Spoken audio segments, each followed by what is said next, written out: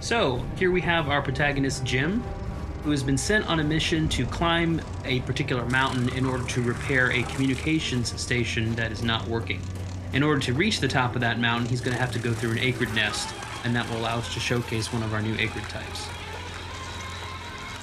Now you can see it here bursting through the spawner. This is a fire wasp, which is one of our flying acrid types. And that means that it will not only buzz around you and try to attack you at close range, it also has a long-range attack. Jim is going into cover here in order to protect against some of those long-range attacks and defeat the fire wasps here. Now he's throwing a grenade at the spawner, and we'll follow that up with some gunfire here in order to take it out, and that will allow him to move into the next area. Now we have Jim entering the main portion of the fire wasp nest, and he's going to have to continue taking out the fire wasps. One of them has grabbed him here. This is another example of what we call the struggle mode, which is present with all of these smaller acrid types. And what we really wanted to do here was present something that was not a typical QTE. You will have to bash buttons a little bit, but afterwards, as you can see here, you're actually going to have to aim that reticle, and when it turns red, Jim will attack, and that will help you finish off the enemy. Now we've jumped a section here to the top of the mountain, and Jim is going to get to the bottom of why this satellite dish has stopped functioning. And we can see here in the distance that there's a mysterious figure that appeared to have been fiddling with the station. What the hell? And that is quite a mystery here for Jim. Now he's going to go here and repair, and while he does that, he's going to radio his boss and try to figure out what exactly was going on here. Cronus Actual, this is Peyton. Listen, I don't know how else to say this, but I think we might have a saboteur on the base. Saboteur? Jim, no offense. You're not supposed to go stir-crazy until you've been here at least a year. I'm serious, boss. Somebody was out here. All right, Jim, I believe you. First things first, head into the relay station, raise the satellite dish, and call up the tram. So as we can see, there's something not quite right about the situation, but Jim's got to focus on his mission.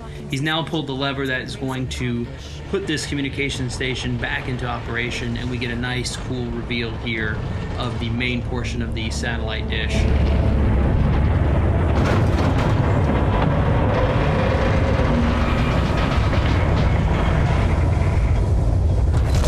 Comm dish locked and ready for transmission.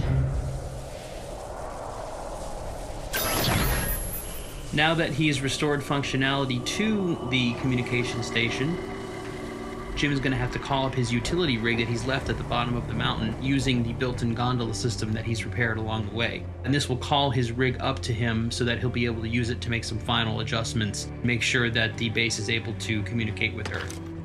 So as we can see here, he's operating the gondola system. And that will call the utility rig back up from the mountain, and all he has to do is wait for it to arrive to complete his mission. Cronus Actual, you copy? I've got the satellite dish working, just waiting for the rig to come up. However, looks like someone's not too happy having the visitors here at the top of the mountain. This is another one of our new acrid types that we're showing off here in the video. And this is the spitter, which is a Cat L, large size acrid. As you can see, it's sort of scorpion-like. And this is actually going to be one of the larger acrid types in the game. Not the biggest by far, but certainly one of the larger types. And it's going to be quite difficult for Jim to defeat on foot.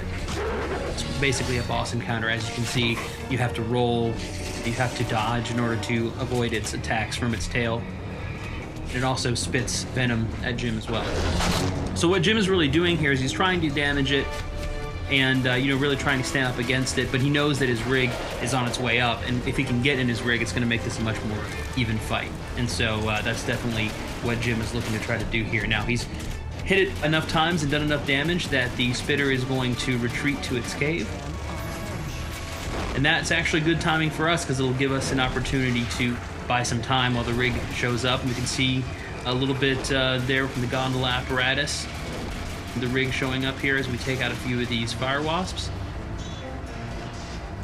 And sure enough, here is the rig that is shown up at the top of the mountain. And now all Jim has to do is get in it, and we're going to try to finish off the spitter that we saw a few minutes ago. Once again, when we jump into the rig in Lost Planet 3, we're back in first person. It's very important for us to sell the perspective and the scale of the rig. It is the largest vehicle we've ever had in the series. And here, Jim is going to use one of the upgrades that you get over the course of the game, which is called the winch. You start with the claw arm on the left side of the rig, and the winch allows you to basically shoot that out. And it will kill smaller enemies with a single hit, as we can see with the fire wasps. And then you can also use it to lash on to larger enemies and draw them in. Now, we can see that the spitter has shown back up. Looks like it's rested a little bit and is wants to get back in the fight. So now we're going to give it something its own size to take on.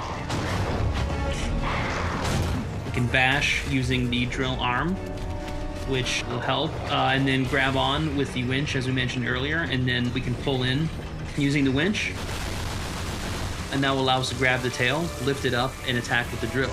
Now, important thing to note here, it's hard to tell a little bit from the video, but when you're actually playing the game, all of these things are their own unique controls. So when you grab onto the tail, you've got to use the trigger to grab, you've got to use the stick to lift the tail up, you have to use the right trigger to drill, and you have to aim the drill. So it's not a situation where the game's doing everything for you. We really want you to feel as though you're personally in control of this large rig. Now we've taken the tail off, we've bashed it into submission a little bit, and we're going to try to come in here now to finish it off. So bash it, stun it a little bit, come in, grab with the left trigger, and then we're going to use the drill here in order to finish it off, which is quite a gory and satisfying way to kill the enemy. And there we go. Before we finish out the video here, just going to play one of our cool cinematics here that's going to show a little bit more of the background of some of the characters and also give some hints at some of the mysteries that Jim and the others are facing here on EDN 3.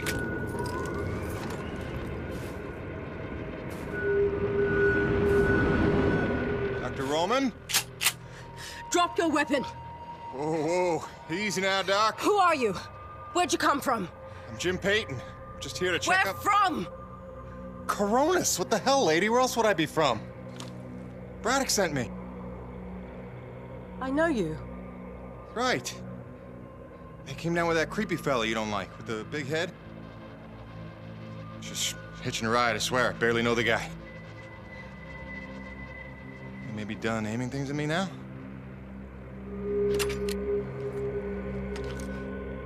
Braddock sent you? I want to make sure you're okay. See if you needed any help. Touching concern after all these months.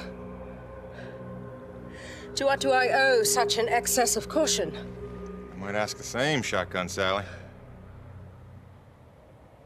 You've seen it then, haven't you? It? Someone in the distance. Watching. Hard to know what I saw. They say folks start to crack up. Out here in the white too long? Perhaps. Do you feel cracked? Can't say as I do. Then there's something the old man's not telling us. You realize that? Trying not to. I know how it is. You didn't come here to ask questions. But believe me, James, this place has secrets. Keep your eyes open, or they'll sneak up on you when you least expect it. It's all good and ominous, Doc. I'm just here to do a job. That's convenient. I've got one for you.